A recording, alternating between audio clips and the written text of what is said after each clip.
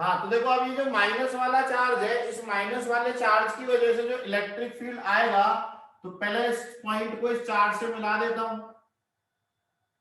ये मिला दिया।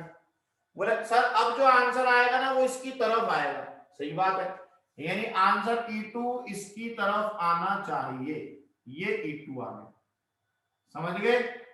तो ये E1 आ गया हमारे पास और ये आ गया हमारे पास E2। E1 किसकी वजह से आया, प्लस चार्ज की वजह से अवे, और E2 किसकी वजह से आया, माइनस चार्ज की वजह से आया, टूवर्ड्स द चार्ज। तो यहां तक कहानी क्लियर हो गई होगी। तो अब बोले सर E2 भी लिख लो, चलो। तो E2 क्या है, इलेक्ट्रिक फील्ड, ठीक है, ड्यू टू माइनस Q। तो अब इलेक्ट्रिक फील्ड होता क्या है, बोले सर इलेक्ट्रिक फील्ड होता है K Q अपॉन डिस्टेंस का स्क्वायर। पर वो डिस्टेंस कहां से नापी जाती है, तो वो डिस्टेंस नापी जाती है उस चार्ज से, कहां की, जहां पे आप आंसर लिखने वाले हो। तो आंसर आप कहां पे लिखने वाले हो, बोले आंसर तो सर हम यहां पर लिखने वाले हैं। तो डिस्टेंस कौन सी मेजर करोगे, बोले सर डिस्टेंस फिर हमको ये वाली मेजर करनी पड़ेगी, देखो ये। तो अब अगर आप पाइथागोरस लगाओगे, अब इतने पढ़े लिखे तो हो, 10वीं पास कर रखी है, नहीं 11वीं भी, और 11वीं का तो पता नहीं है ना अभी, ठीक है। तो ये अगर ए है हमारे पास और ये अगर आर है हमारे पास, ठीक है, तो यहां पर पाइथागोरस से ये ए स्क्वायर प्लस आर स्क्वायर आ जाएगा। तो अगर ये ए स्क्वायर प्लस आर स्क्वायर, तो बोले सर ये भी पाइथागोरस से ए स्क्वायर प्लस आर स्क्वायर। तो इस वाले चार्ज की वजह से ये जो डिस्टेंस आ रही है हमारे पास, वो root a square plus r square आ रही है, यानी चार्ज से इस पॉइंट की डिस्टेंस ये है। इसका मतलब ये हुआ कि E1 बराबर हमारे पास आंसर आएगा के क्यू अपॉन डिस्टेंस का स्क्वायर। तो डिस्टेंस हमारी root a square plus r square है, अगर अपन इसका स्क्वायर करेंगे root a square plus r square का, तो रूट हट जाएगा, तो नीचे आ जाएगा हमारे पास ए स्क्वायर प्लस आर स्क्वायर। ठीक है भाई। अब आप बताओ E2 कितना होगा, बोले सर देखो E2 की अगर मैग्नीट्यूड लिखे हैं तो E2 भी ये ही आना चाहिए। कैसे, के चार्ज कितना अपने पास Q, तो के क्यू अपॉन डिस्टेंस, डिस्टेंस बोले सर ये हो गई चार्ज की यहां से, तो ये हो गया हमारे पास आर स्क्वायर, मतलब ए स्क्वायर प्लस आर स्क्वायर, ये हमारे पास E2 हो गया। अब E1 और E2 हमें पता चल गए, अब हमें निकालना है इन दोनों का रिजल्टेंट। अब जब मैं बच्चों से पूछता हूं कि भाई इनका रिजल्टेंट क्या होगा, तो अपनी मर्जी से 45 डिग्री का एंगल बना लेते हैं, अपनी मर्जी चला के। तो ऐसा भाई यहाँ कोई 45-45 का एंगल तो है नहीं, अपनी मर्जी यहाँ चलेगी नहीं, तो ये वाला एंगल मान लेते हैं थीटा। तो अब सिमेट्री से ये वाला एंगल भी हो जाएगा थीटा। यहां हमको पता चला कि E1 जो आ रहा है और E2 जो आ रहा है, दोनों का मैग्नीट्यूड E है। तो E1 बराबर E2 बराबर ऐसा करते हैं E मान लेते हैं कि भाई चलो ये E हो गया। तो अब हमारे पास देखो, यहां पे अगर ये वाली लाइन में ड्रॉ करूं, तो ये अगर थीटा है तो ये भी थीटा, और सिमेट्री से ये भी थीटा। तो अब मैं करना क्या चाहता हूं, मैं ये करना चाहता हूं कि यहां पर जो ये मैंने E बनाया है एक, और ये जो दूसरा E बनाया है, ये वाला एंगल जो है ये मैंने थीटा बना रखा है, और ये वाला एंगल भी मैंने थीटा बना रखा है, देखो। तो अब क्योंकि अब मेरे पास वैसा फॉर्मूला नहीं है, बोले सर फॉर्मूले से निकाल सकते हो, निकाल सकते पर जरूरत नहीं। या हम करेंगे कंपोनेंट, जब भी आपको ऐसा दिख जाए तो हॉरिजॉन्टल वर्टिकल कंपोनेंट करो। तो अब देखो इसका हॉरिजॉन्टल वाला किधर आएगा, इसका हॉरिजॉन्टल इस तरफ आएगा, कितना आएगा, एंगल है E, तो ये वाला कंपोनेंट आएगा E cos थीटा। ये वाला जो E है इसका भी इधर कंपोनेंट आएगा E cos थीटा, यानी इसका भी कंपोनेंट E cos थीटा और उसका भी इधर वाला कंपोनेंट E cos थीटा। और अगर इसका ऊपर निकालोगे आप, तो इधर से अगर थीटा cos थीटा है तो ऊपर वाला कंपोनेंट बनेगा E sin थीटा। तो इस वाले वेक्टर के दो कंपोनेंट बन गए, इस वाले E के, एक इधर वाला एक ऊपर वाला। इस वाले के भी दो कंपोनेंट बन गए, एक इधर वाला एक नीचे वाला। नीचे वाला कहाँ आएगा, E sin थीटा। अब ये जो E sin थीटा है ना, ये क्या कर लेंगे, अपने आप को कैंसिल आउट कर लेंगे, क्योंकि ये वाला E sin थीटा कहाँ रहा ऊपर, ये वाला E sin थीटा कहाँ रहा नीचे, तो इन दोनों ने आपस में क्या कर लिया, कैंसिल। अब इधर की तरफ देखो, यहां से क्या आ रहा है E cos थीटा, इधर से भी क्या आ रहा है E cos थीटा।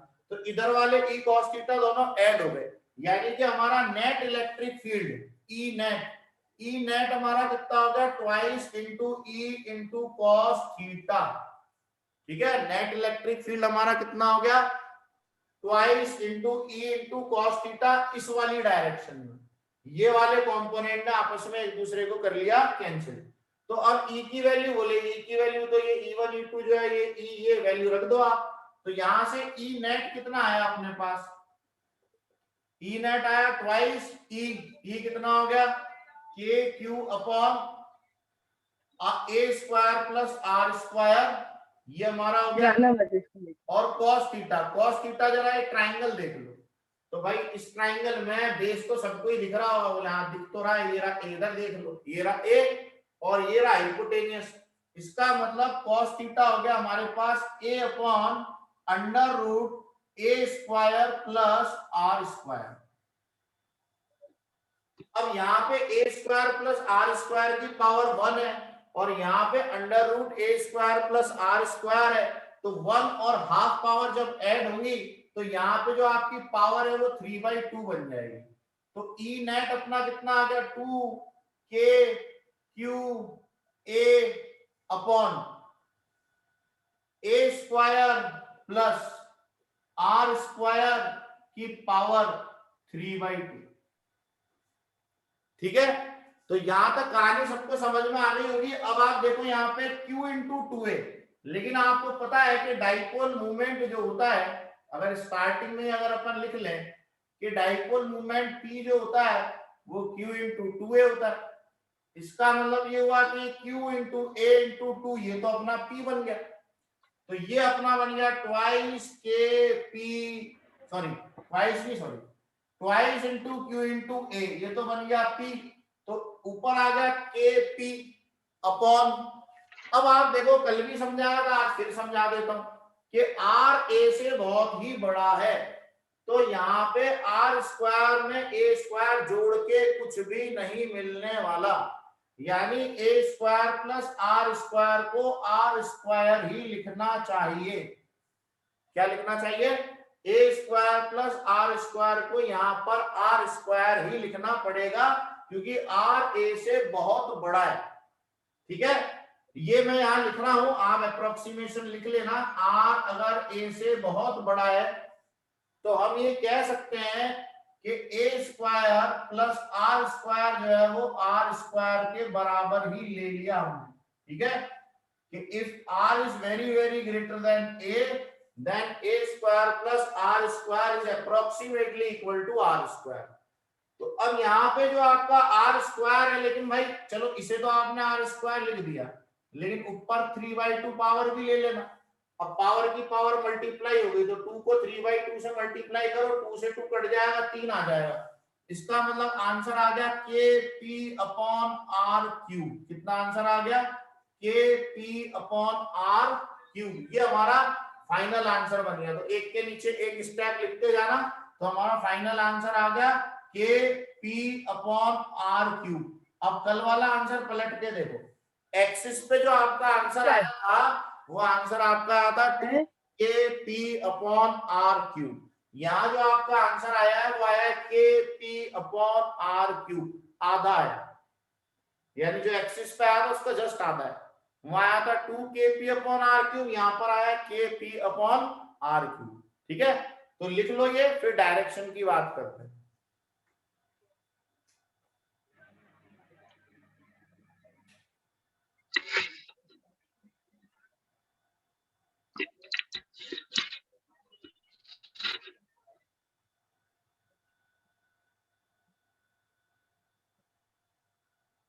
किसी बच्चे का माइक ऑन है?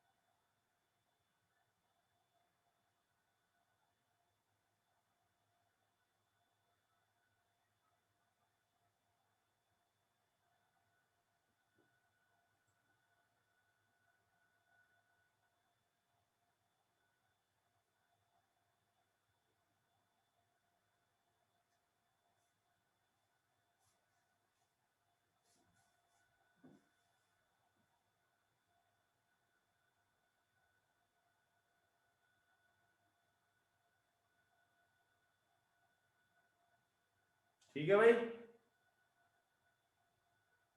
सबने लिख लिया? Yes sir. और कोई?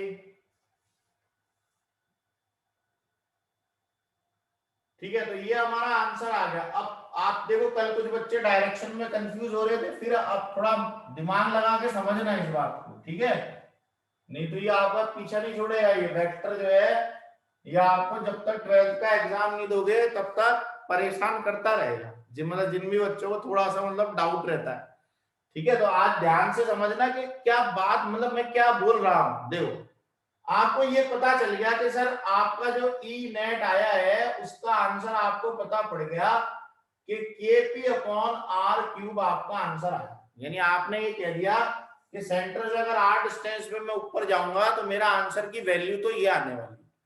अब बात करें अगर डायरेक्शन की, तो आप यहाँ पर देखो, हमने अभी यहाँ पर ई और ई के कंपोनेंट ऊपर और नीचे काट दिए थे, यानी हमारा रिजल्टेंट इस तरफ बचा, यानी हमारा नेट इलेक्ट्रिक फील्ड उस तरफ आ, ठीक है? यानी कि अगर आप देखोगे तो टूवर्ड्स लेफ्ट हम इसे कह सकते हैं, हमारे बोर्ड के अकॉर्डिंग हम कह सकते हैं कि ये टूवर्ड्स लेफ्ट आ रहा है आपका आंसर। तो ठीक है, अगर आप इस बात को अगर ऐसे सोचो कि अगर ये -q आपका रखा है ना, तो अब डायरेक्शन की बात कर रहा हूं मैं, ठीक है? तो अब आपके पास अगर -q यहां पर है, क्योंकि ये दोनों बातें अभी अगले वाले डेरिवेशन में काम आएगी। अगला डेरिवेशन तो नहीं कह सकता, मतलब मैं उसे प्रूव आता नहीं है बोर्ड में उसका, ठीक है ना? प्रूव आता नहीं है बोर्ड में, बट लेकिन उसका फॉर्मूला यूज हो जाए तो मैं कह नहीं सकता, तो मुझे तो कराना पड़ेगा।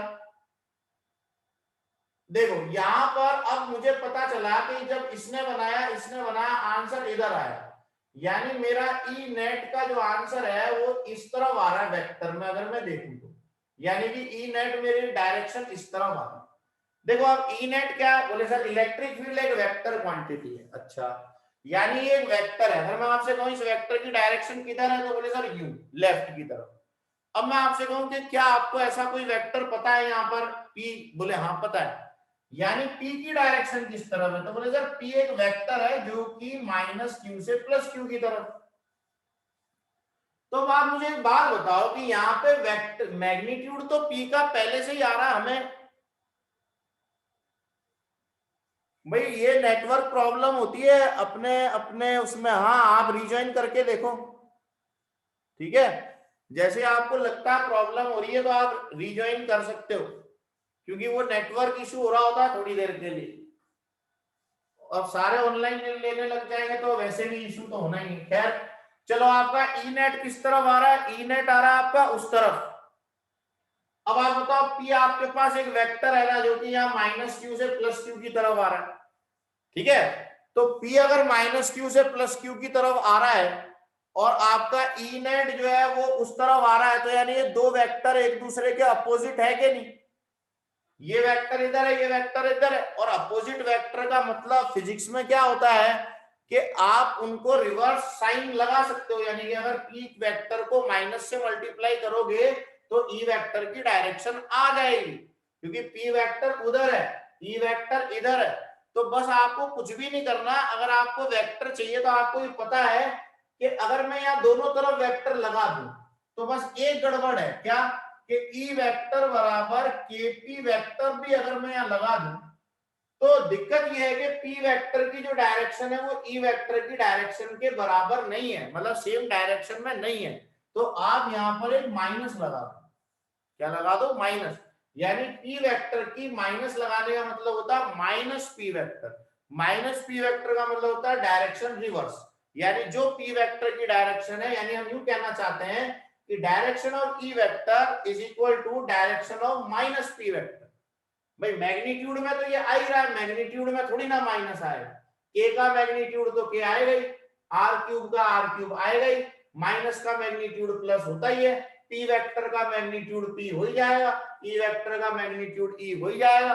बस बात सिर्फ डायरेक्शन की है, तो p वेक्टर और e वेक्टर रिवर्स है, तो इसलिए हमने यहाँ लगा दिया माइनस। यानी हम ये कह रहे हैं e वेक्टर की जो डायरेक्शन है वो माइनस p वेक्टर के बराबर है, मतलब माइनस पी वेक्टर की डायरेक्शन और ई वेक्टर की डायरेक्शन सेम है, क्योंकि डायरेक्शन को -1 से मल्टीप्लाई करने से डायरेक्शन रिवर्स हो जाती है। यानी पी वेक्टर अगर उस तरफ है तो माइनस पी वेक्टर इस तरफ आएगा, और ई भी हमारा इस तरफ है, इसलिए हमने यहाँ पर एक माइनस लगा दिया।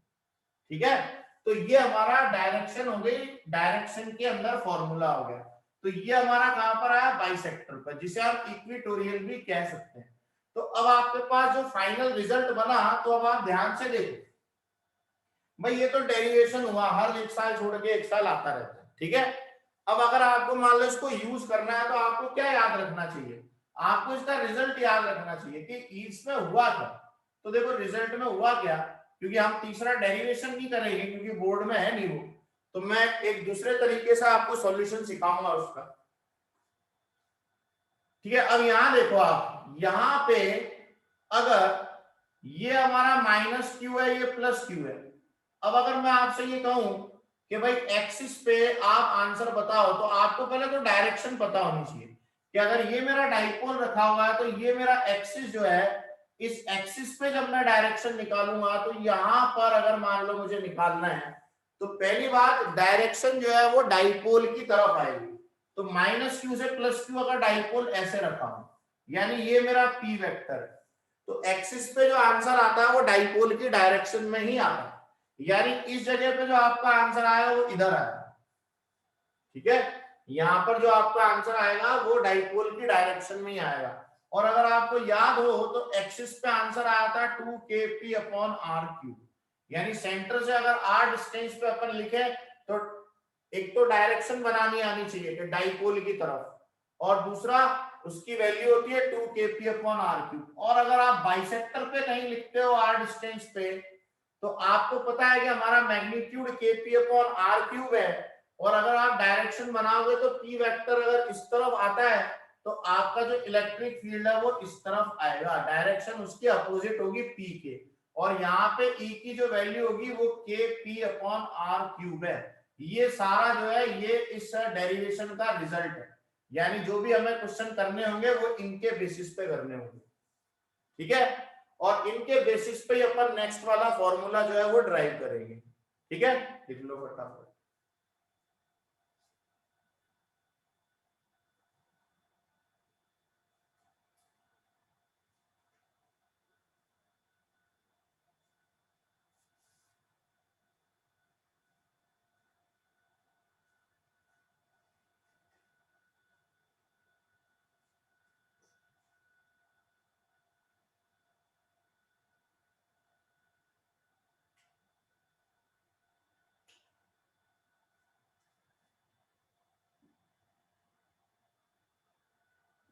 देखो भाई, कल अपन ने एक्सिस पे आंसर निकाला था ना, एक्सिस का आंसर देखो कैसे, क्या करना है, ये आपका डाइपोल है, ये माइनस क्यू, ये प्लस क्यू, तो डाइपोल का अपना पी वेक्टर बना लो, वो माइनस क्यू से प्लस क्यू आ गया। अब ये कहलाता है डाइपोल का एक्सिस। अगर आपको एक्सिस पे कहीं आंसर लिखना है सेंटर से r डिस्टेंस पे, तो आपका आंसर आएगा 2kp/r³। ये फॉर्मूला अपन याद कर लेंगे। ठीक है, अब डायरेक्शन कैसे देखोगे, बोले सर जिधर p वेक्टर है ना उसी तरफ अपना आंसर बना देंगे इलेक्ट्रिक फील्ड का, यानी अपना इलेक्ट्रिक फील्ड p की तरफ ही होता है। तो यहाँ पर हमारा एक्सिस पे आंसर आ गया 2kp/r³, डायरेक्शन हो गई हमारी एक्सिस की तरफ। अगर आपको इक्वेटोरियल पे आंसर चाहिए, तो आप r डिस्टेंस पे जाओ, वैल्यू तो हो जाएगी kp/r³। डायरेक्शन कैसे लिखोगे, जहां पे p वेक्टर है, p वेक्टर की डायरेक्शन ड्रॉ कर लो, और p वेक्टर के अपोजिट डायरेक्शन में अपना e बना दो, तो e वेक्टर की डायरेक्शन यहाँ आएगी अगर इक्वेटोरियल पे लिखना चाहते हो। ठीक है, और एक्सिस पे p वेक्टर की डायरेक्शन में आएगा, तो एक्सिस पे p वेक्टर की डायरेक्शन में और इक्वेटोरियल पे p वेक्टर के अपोजिट डायरेक्शन में। और एक्सिस पे आंसर होगा 2kp/r³, इक्वेटोरियल पे आंसर होगा kp/r³।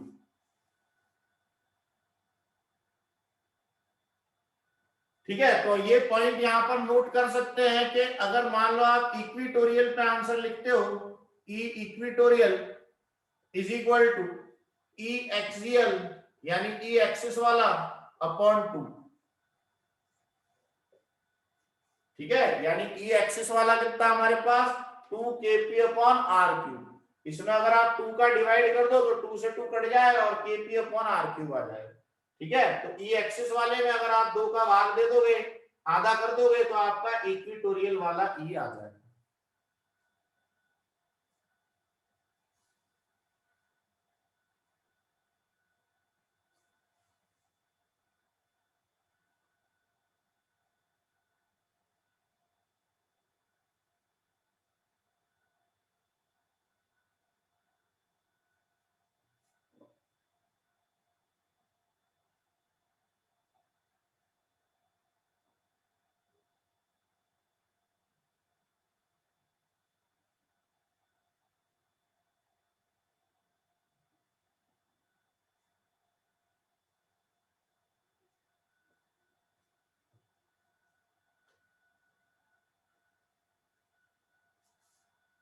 ठीक है भाई, मिटा दूं। अब आप देखो, बार बार रट लो दिमाग में, अगर आप इस बात को नहीं समझे तो अगला वाला मेरा टॉपिक फेल हो जाएगा सर। कि एक्सिस पे जो आंसर आता है वो डाइपोल की तरफ आता है, कितना होता है 2k constant, p dipole moment की value upon r cube, center से जितनी डिस्टेंस है, और डायरेक्शन जो होती है वो p वेक्टर की तरफ होती है। ठीक है, यहां पर जो आंसर आएगा वो आंसर आएगा डाइपोल के अपोजिट डायरेक्शन में। कहां आएगा? डाइपोल के अपोजिट। आंसर क्या हुआ? के पी की वैल्यू कितनी थी उस डाइपोल में, जो भी रखा था आपने, और अपॉन आर क्यूब, मतलब यहां से डिस्टेंस आर, डायरेक्शन जिधर डाइपोल आ रहा है उसके अपोजिट। और ये दोनों बातों से मैं अगला छोटा सा एक डेरिवेशन करता हूं। ठीक है, तो अब आप एक बात बताओ, बोले सर चलो एक्सिस पे तो हमको निकालना आ गया, इक्विटोरियल पे भी हमको निकालना आ गया। अब मान लो कि किताब में क्वेश्चन आया कि भाई 120 डिग्री पे निकाल लेना जरा यहाँ से, या 60 डिग्री पे निकाल लो, क्या बोले यहाँ निकालना जरा। तो हमें तो एक्सिस पे पता है, इक्विटोरियल पे पता है, यहाँ बीच में तो हमें पता नहीं है 60 डिग्री पे 30 डिग्री पे। तो उसके लिए हमें क्या करना पड़ता है, और थोड़ी सी मेहनत करनी पड़ती है, और फॉर्मूले हमको बनाने पड़ते हैं। ठीक है, बट अगर किसी बच्चे को अगर ये भी नहीं पता है ना, तो मैं आपको फिर बता देता हूँ, अगर किसी को नहीं पता है तो, कि अगर आपको दो इलेक्ट्रिक फील्ड पता है और वो परपेंडिकुलर है, मान लो ये E1 और E2 है, और इन दोनों का अगर आपको रिजल्टेंट निकालना है तो root E1 square plus E2 square आता है। नहीं पता है तो लिख लेना। और यहां से जो ये एंगल आता है जहां पे आपका रिजल्टेंट आने वाला है, वो एंगल ये होता है वो E2 अपॉन E1 होता है। यानी E1 से जो ये रिजल्टेंट इलेक्ट्रिक फील्ड आएगा इसका, अगर दो हमें पता है E1 और E2 और इनका रिजल्टेंट हमें निकालना है, तो यहाँ tan अल्फा क्या होता है E2 अपॉन E1, और E होता है root E1 square plus E2 square. ठीक है, अगर किसी बच्चे को नहीं पता तो रट लो, ये रटने के ही काम की चीजें और किसी काम की नहीं। तो अब मैं आपको निकालने जा रहा हूं किसी भी पॉइंट पे, लिखो electric field at electric field at any point in space. किसकी वजह से? Due to dipole. Electric field at any point in space due to dipole.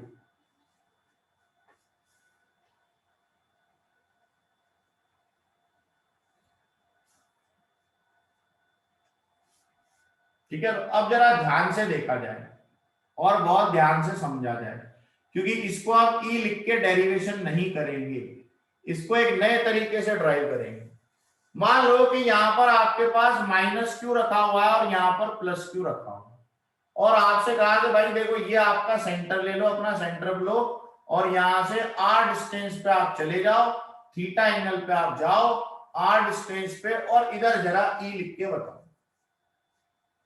तो भाई अगर वैसे करने बैठ गए ना तो भाई बहुत ही लंबा डेरिवेशन चला जाएगा। इस प्लस क्यू का लिखेंगे, माइनस क्यू का लिखेंगे, फिर उनका मैथमेटिक्स लगाएंगे, सॉल्व करेंगे, तब कहीं जाके 2 पेज में आंसर आएगा। बट मैं एक सिंपल तरीके से इसको बता रहा हूं आपको। देखो, हमने ये माना है कि डाइपोल एक वेक्टर क्वांटिटी होता है।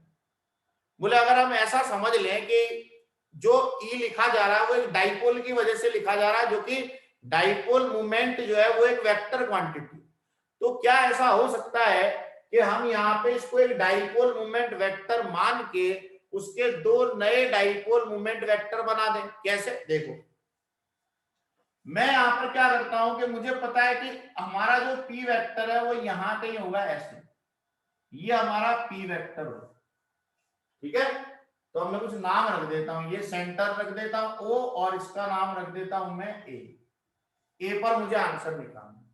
तो अब मैं क्या करता हूं, मुझे ये तो पता है कि देखो ये जो है ना, ये मेरा डाइपोल वेक्टर मैंने बना लिया, देखो ये डार्क डार्क जो है ये मेरा डाइपोल वेक्टर है ये।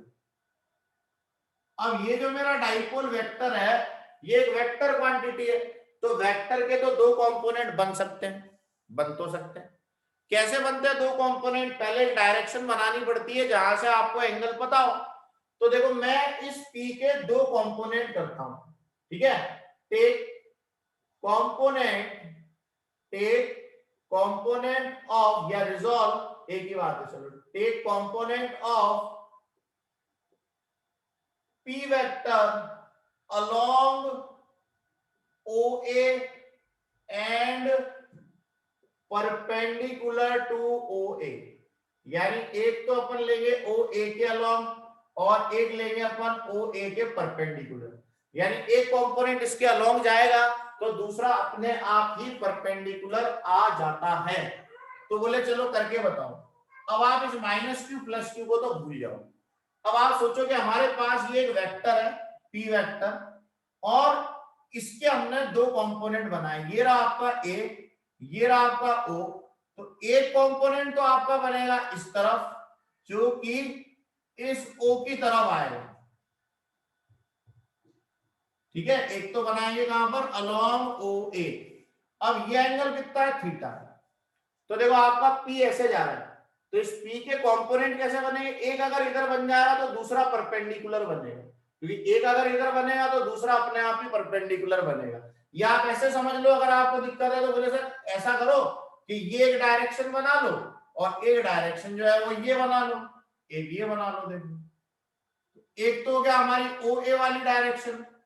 तो इस P के हमारे पास दो कंपोनेंट आएंगे, देखो यहां से एंगल अपने को पता है, तो इधर वाला कंपोनेंट जो है वो हमारा P cos थीटा बन जाएगा, ठीक है। इधर वाला हमें P पता है, तो अगर इधर वाला कंपोनेंट देखेंगे तो वो हमारा P cos थीटा बन जाएगा। बोले अच्छा अगर ये P cos थीटा बन जाएगा तो फिर ये, बोले सर फिर तो ये वाला जो वेक्टर है इधर से इधर तक मान लो कोई वेक्टर है तो वो बन जाएगा P sin थीटा। यानी कि हमारे पास अब देखो दो डाइपोल बना लिए मैंने इसके, एक तो ये P cos थीटा, एक बना लिया मान लो यहां से यहां तक P sin थीटा। तो एक कंपोनेंट इधर बन गया, एक कंपोनेंट इधर बन गया। तो हमारे पास दो कंपोनेंट बना दिए मैंने P के, P cos थीटा और P cos sin थीटा। मतलब मैंने दो डाइपोल बना दिए। कितने डाइपोल बना दिए, दो। यानी मैंने एक डाइपोल के दो डाइपोल बना दिए। ये मैथमेटिक्स है। कहीं कहीं बच्चा आर्ग्यू करने लग जाए, अच्छा -q को तोड़ के आधा आधा कर दिया क्या। तो भाई ऐसा कुछ नहीं हो रहा, आंसर निकालने का एक तरीका है।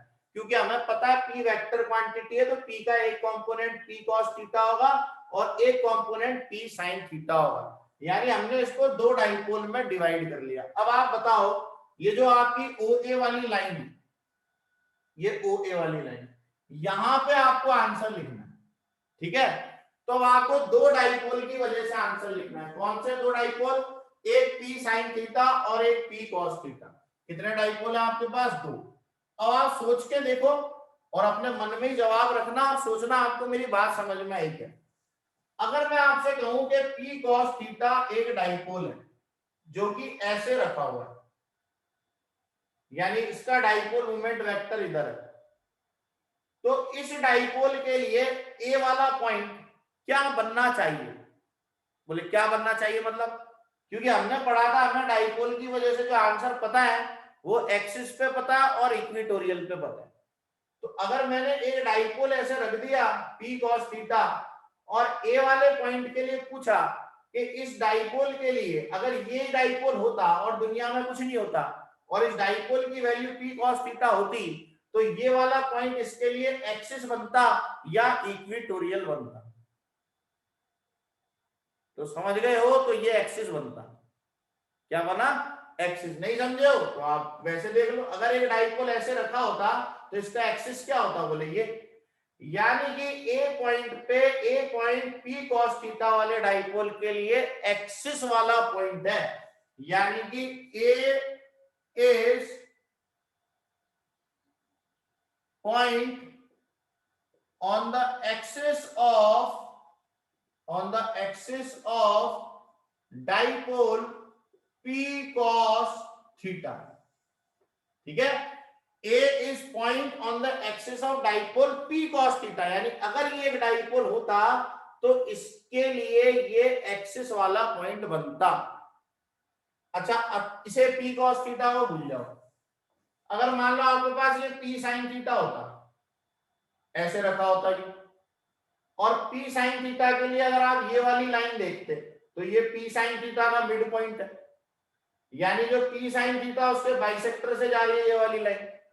तो अगर हम कहते हैं कि p sin थीटा अगर इधर रखा हुआ है तो यहां से अगर यहां जाके अगर अपन आंसर देखें, है ना, तो इसके लिए ये क्या बन रहा है सोच के देखो मन में और बताओ बात समझ में आ रही है क्या, कि p sin थीटा के लिए a वाला पॉइंट अगर p sin थीटा एक डाइपोल ऐसे रखा होता तो ये वाला जो पॉइंट है ये इसके लिए बाइसेक्टर बन रहा होता। बोले हाँ बन रहा होता। अगर कोई डाइपोल यूं रखा है ऐसे यूं, तो ये वाला पॉइंट इसके लिए क्या बनेगा, बोले बाइसेक्टर बनेगा। अच्छा, कोई डाइपोल अगर ऐसे रखा होता तो उसके लिए ये वाला पॉइंट क्या बनेगा, बोले एक्सिस बनेगा। यानी a is point on the bisector of dipole p sin theta।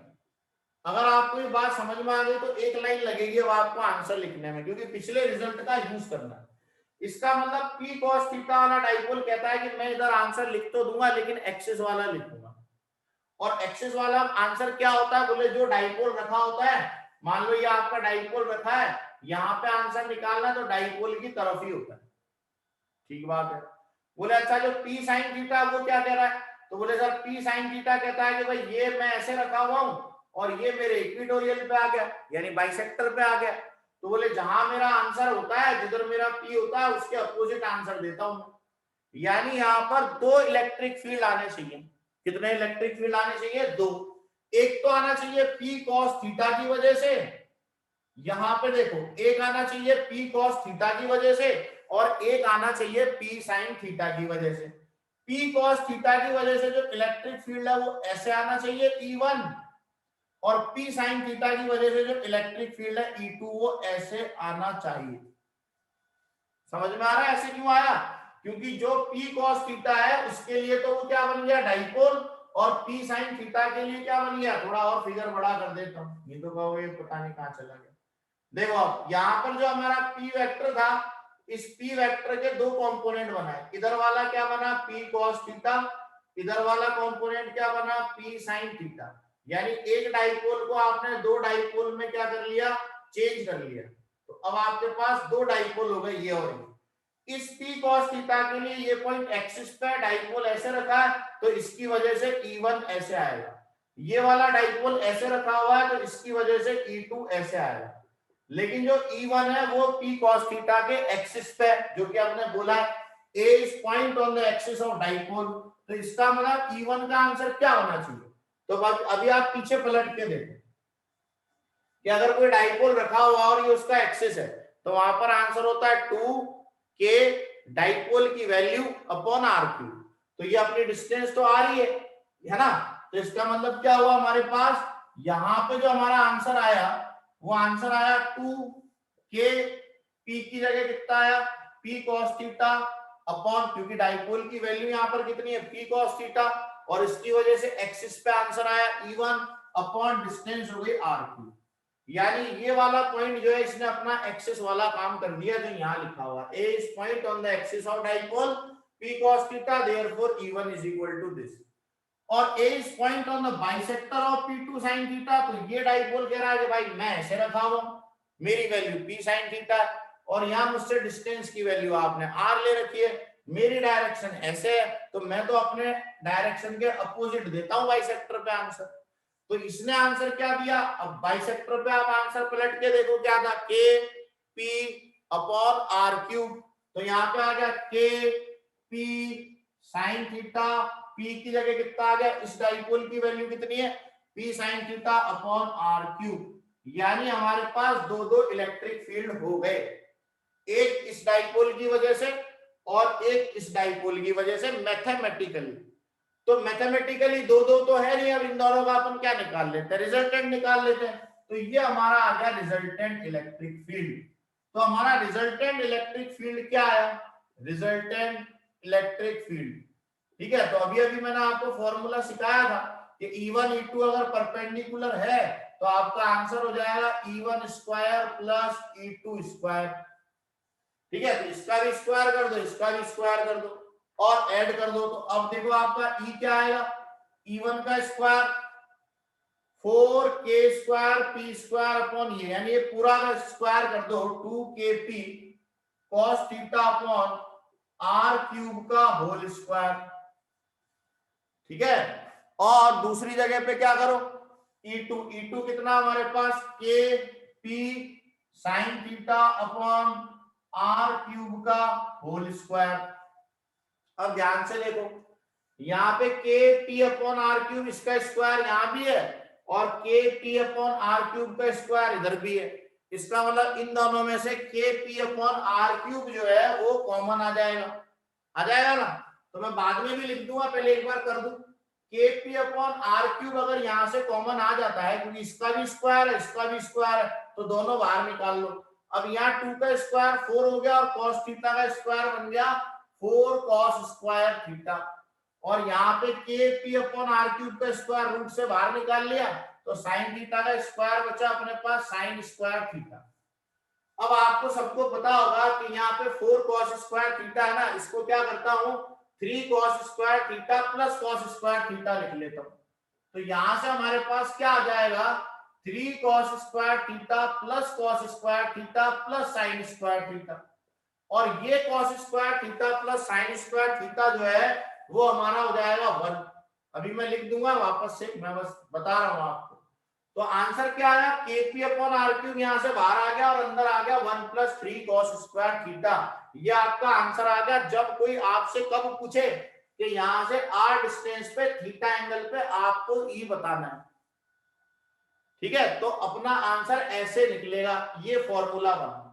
But basically logic क्या है, हमने इसका डेरिवेशन ना नहीं किया, बल्कि हमने जो दो डेरिवेशन किए उसका यूज किया, क्योंकि हमें पता था कि हमारा डाइपोल मोमेंट वेक्टर क्वांटिटी है।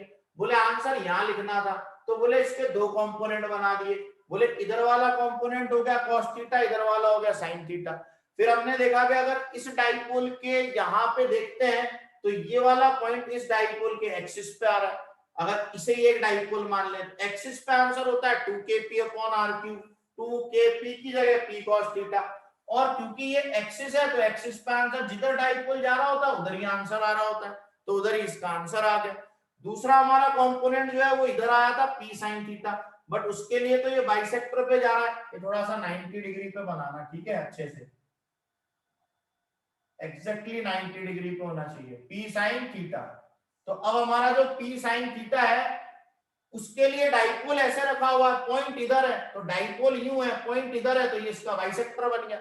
बाइसेक्टर का आंसर क्या कहता है, बोले k लिख लो, p की वैल्यू लिख लो जो भी है, अपॉन r क्यूब कर लो, लेकिन डायरेक्शन का ध्यान रखो कि अगर डाइपोल ऐसे रखा हुआ है तो बाइसेक्टर पे आंसर डाइपोल के अपोजिट आना चाहिए। तो इसने अपना आंसर E2 दे दिया, तो E2 हो गया k p की जगह अपन ने ले लिया p sin थीटा, अपॉन हो गया हमारे पास r क्यूब। यानी हमने इस तरीके से E1 E2 निकाल लिया। बट हमें पता है कि हमें तो टोटल फील्ड चाहिए, तो हमने दो डाइपोल का रिजल्टेंट फील्ड मान के अपना आंसर निकाल लिया, और इस तरीके से हमने प्रूव किया कि थीटा एंगल पे इतना आंसर होता है।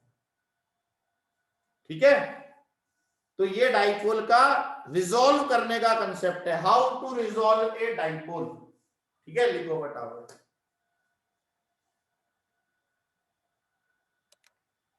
जगह कम पड़ रही है। ये ऊपर आपको ये टॉपिक दिख रहा है, electric field at any point in space due to dipole, लिख लो। चलो ऊपर का दिखाता हूं पहले,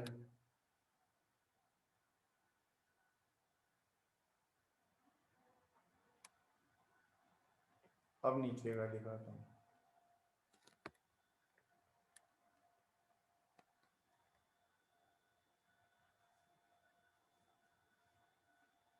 अच्छा एक बात पूछूं, ईमानदारी से बताना कि भाई किस किस को ये सही से समझ में आ गया, हैंड रेस करके बताना।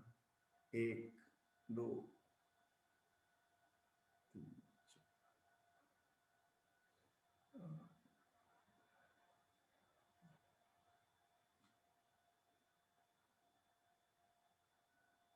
अरे वेरी गुड यार,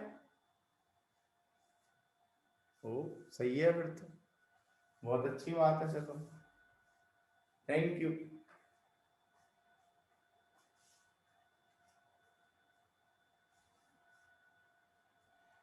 ये ऑनलाइन में बड़ा पंगा रहता ना, कभी आवाज गई कभी सर गए। हाँ वो आवाज कट रही है, मैं कर दूंगा अपलोड 1-2 दिन में, ठीक है। अगर किसी का कोई छूटा फूटा रहता है तो आप देख लेना, मैं एक बार सर से पूछ लूं कि उनके यूट्यूब पे डाल सकते हैं क्या, क्योंकि मेरे तो क्या डेटा जो है ना भारी पड़ जाता है। ये आधे जीबी का एक वीडियो है तो दिन भर में 3-3 4-4 जीबी के वीडियो बन जाते हैं। तो मैं अपलोड कर दूंगा, मैं पूछ लेता हूँ, ऐसे मैंने रिकॉर्ड तो कर दिया है। बट मेरा जो है ना गूगल ड्राइव जिससे मैं लास्ट ईयर करता था वो भी फुल हो गया।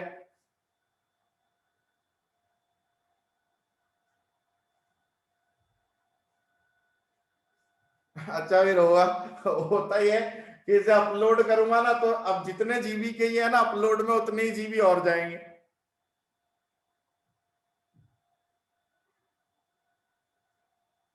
मतलब आजकल बड़ी डेटा की तो मतलब ऐसा चल रहा, बस सुबह से शाम तक खर्च। सुबह मेरे बच्चे की क्लास होती है 3 घंटे, उस वो खा जाता है, फिर छोटे वाला खा जाता है, फिर मैं खा जाता हूँ।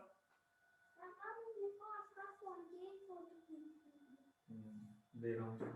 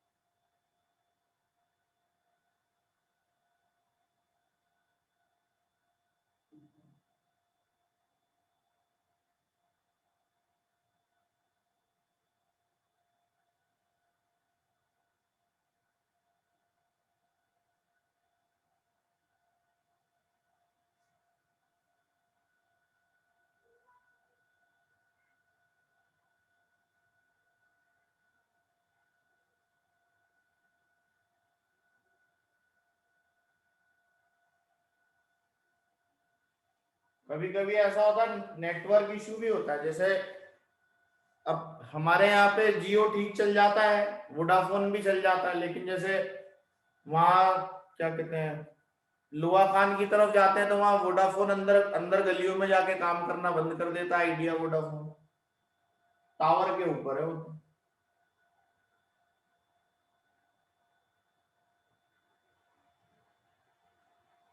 चलो भाई ठीक है, तो समझ में आया, मैं इसका पूरा आंसर कर देता हूँ, ये वाला पार्ट मिटा रहा हूं मैं, ठीक है।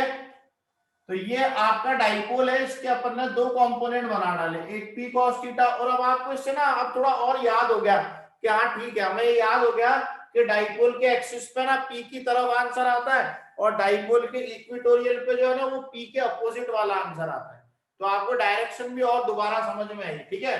अब यहाँ से ई का जो अपना आंसर है वो क्या हो जाएगा, देखो इसमें से अपन केपी अपॉन आर क्यूब तो ले लेते हैं यहाँ पर कॉमन, तो केपी अपॉन आर क्यूब तो हमने ले लिया कॉमन। फिर अगर केपी अपॉन आर क्यूब हुआ तो ये 2 का हुआ 4, ये हुआ कॉस स्क्वायर थीटा, प्लस यहाँ पर केपी अपॉन आर क्यूब बाहर आया तो ये हुआ साइन स्क्वायर थीटा, ठीक है। अब इसमें से हमने क्या किया कि E बराबर केपी अपॉन आर क्यूब किया, और ये 3 cos square theta plus cos square theta plus sine square theta कर लिया, और ये वैल्यू जो है ये हमने 1 ले ली, 1 होती है मतलब लेके आए। तो हमारा आंसर आया के पी। आप फॉर्मूला रट लेना ये वाला 1 + 3 cos स्क्वायर थीटा।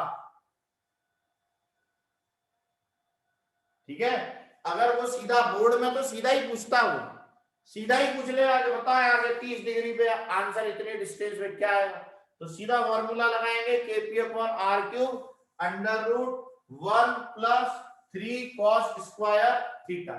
अब ये लास्ट बात और समझ लो क्या, कि अब यहाँ पे अभी अभी मैंने सिखाया था कि अगर ये E1 है और ये E2 है और अगर रिजल्टेंट यहाँ जा रहा है तो उसका कुछ एंगल होता होगा अल्फा, है ना, और वो जो tan अल्फा होता होगा, अभी आप अपने मन में देखो क्या लिखोगे tan अल्फा। बोले सर ये E1 ये E2 ये रिजल्टेंट, तो बोले ये ऐसे है ना, तो इधर tan अल्फा भी सिखाया था E2/E1 होता है।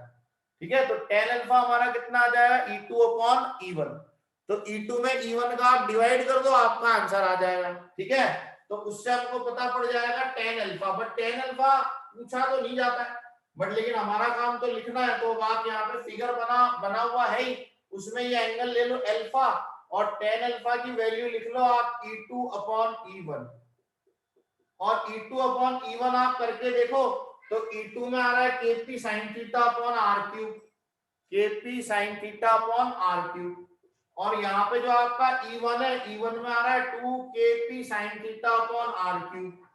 तो आप देखो यहाँ पे r³ से r³ कट गया, kp से kp कट गया, सॉरी 2 kp cos θ/r³, तो r³ से r³ kp से kp sin θ/cos θ होता है tan थीटा, तो ये आ गया tan θ/2, तो tan अल्फा हमारा आ गया tan θ/2।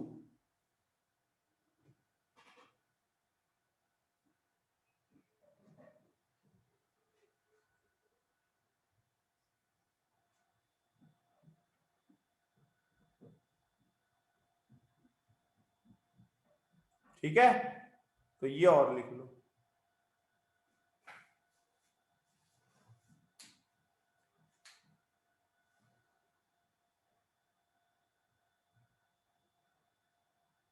ठीक है, चलो आज की क्लास हुई एंड। तो अभी इसमें 2 टॉपिक और बचे हुए हैं, वो अपन कल पूरा हो जाएगा अपना डाइपोल, फिर अपन इसके क्वेश्चंस करेंगे, फिर अपन अपने फ्लक्स पे चलेंगे नेक्स्ट टॉपिक। सर हाँ जी सर जैसे आपने बोला था कि ये मोस्टली लोग हाँ, आर्ग्यू एडवांस कर। की क्लास है भाई, अभी है, थोड़ी देर बाद 5 मिनट बाद आ जाना। ठीक है, अभी है 6:40 पे ही करता हूँ। हाँ, कि आर्ग्यू करते हैं कि ये चार्जेस तो नहीं डिवाइड हो गए, बट फिर सर ये मतलब कैसे हमने इसको ऐसे दो डाइपोल कैसे बने? 2 वो तो डाइपोल बने वेक्टर नहीं, के, ये मैथमेटिक्स वो है, तो ये हमने रिजॉल्व मैथमेटिकल किया आंसर है। है, क्योंकि मैथमेटिक्स में अगर कोई चीज वेक्टर में होती है तो उस वेक्टर के 2 कंपोनेंट बनाए जा सकते हैं, तो हमने वेक्टर में उसके 2 कंपोनेंट बनाए, और मैथमेटिकली हमने प्रूव किया था कि अगर कोई डाइपोल की वैल्यू p है और वो एक वेक्टर क्वांटिटी है तो उसका आंसर ये आना चाहिए। तो ये फिजिक्स नहीं है, ये मैथमेटिक्स है। कोई भी वेक्टर क्वांटिटी, चाहे उसका फिजिकल सिग्निफिकेंस होता हो या ना होता हो, उसको आप वेक्टर की तरह ट्रीट कर सकते हो।